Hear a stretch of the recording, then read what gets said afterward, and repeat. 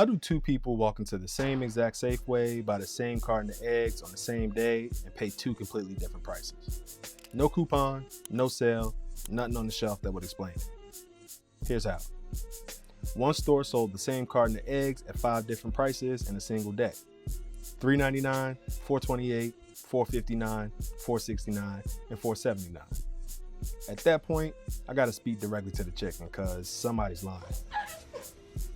It's not something you talk about. Here's what's actually going on. Two people can look at the same product from the same company at the same time and see two different prices because the system behind that store may have quietly decided it already knows something different about each of them. Where you live, what you've searched, what you already bought once and had to buy again. According to the Federal Trade Commission, even how your mouse moves across a web page can be a data point now, which is upsetting because I was just looking at a blender. I didn't know I was being evaluated.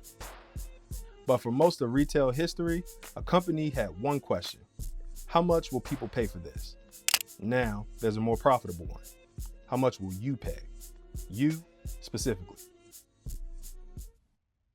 Welcome to Unusual Perusal, where we dig up stories that make you laugh, scratch your head, and go, wait, for real? Today, surveillance pricing. Personalized prices, algorithms with opinions about your bank account, all built on the uncomfortable possibility that somewhere, right now, a computer looked at your shopping history and thought, yeah, he got it. Let's dig into it. Uber will straight up charge you $84 to go somewhere you can still see from where you're standing. It's offensive, but you understand the math. Demand spikes, so the prices spike. Airlines have done the same thing for decades. The person next to you on a flight may have paid hundreds more for the same seat and the same bag of pretzels. You just got financially assaulted before you even boarded. That's dynamic pricing, and it's been around forever. But the type of pricing we're talking about doesn't ask what's happening in the market. It asks, who is this customer?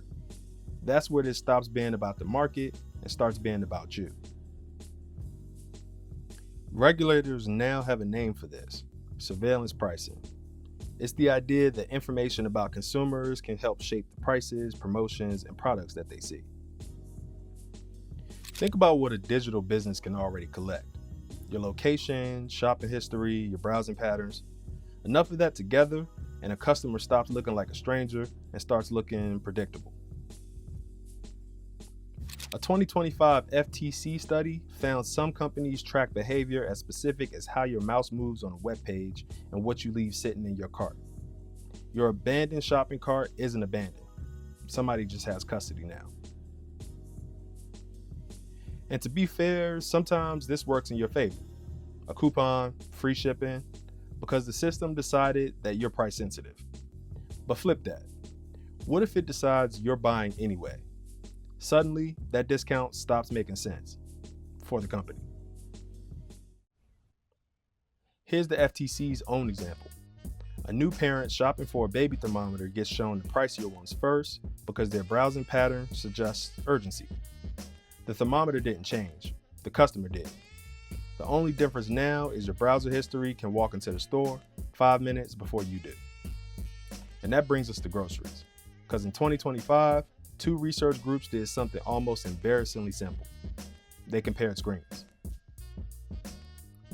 Consumer Reports and the Groundwork Collaborative ran the actual study.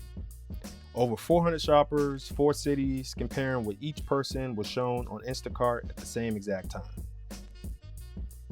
That Safeway wasn't a one-off.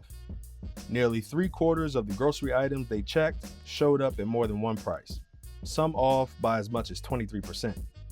The eggs just happened to be the example, simple enough to say out loud. Instacart said that this wasn't surveillance pricing. Shoppers were randomly assigned in the price tests, not targeted by personal data. Fair distinction. But it proves something quieter. Different customers can exist in completely different pricing realities and never know. That's what makes it different from surge pricing. When Uber triples its prices in a storm, everyone sees it happen together. This is quieter. You see $4.79, you decide that's reasonable. What you never see is the $3.99 on somebody else's phone, one town over, at the same moment.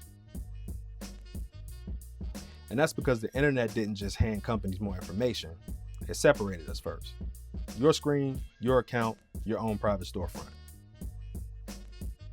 Once we're all shopping through different windows, how would any of us know the glass was showing different numbers? You can compare brands, compare stores, hunt for a coupon, but how do you compare your price to a price you don't even know exists? The story didn't just disappear either. Consumer groups raised concerns, Congress started asking questions, and the FTC reportedly opened an investigation. In December 2025, Instacart ended the program outright. Here's the part worth sitting with though. When people hear surveillance pricing, they picture an evil supercomputer. It knows you're sick, it knows you're desperate, and so it says, charge Chris $47 for NyQuil. That's the movie version. The real version is more boring. A customer profile, a pricing model, an A/B test running quietly in the background. Nobody personally decides you should pay more. The software just keeps testing. And the scale is real. The FTC found pricing intermediaries working with at least 250 clients across groceries and apparel, all trying to answer one very old question with much better information than ever before. What's the highest price a customer will actually accept? So yeah, one Safeway sold identical eggs at 5 different prices in a single day. But the prices were never the interesting part. It's how they got caught. 2 research teams compared 400 phones on purpose. That's the entire method. For most of human history, prices were public. You walked into a store, the number was sitting there, and everybody saw the same one. The digital storefront quietly ended that. Now, I see my store, you see yours, and neither of us has any reason to ask if the windows match. Maybe that's the advantage these systems have had the whole time. Not that algorithms are too complicated to understand, not that data is impossible to track, not that customers don't care. It's that the entire model runs on one quiet assumption, that nobody's comparing. The one time somebody deliberately did, the program didn't survive even a year. If you rock with this one, hit that like button and subscribe for more stories about everyday systems that got weirder while nobody noticed. Until next time, stay curious, stay bold, and always keep perusing the unusual. Thanks for watching.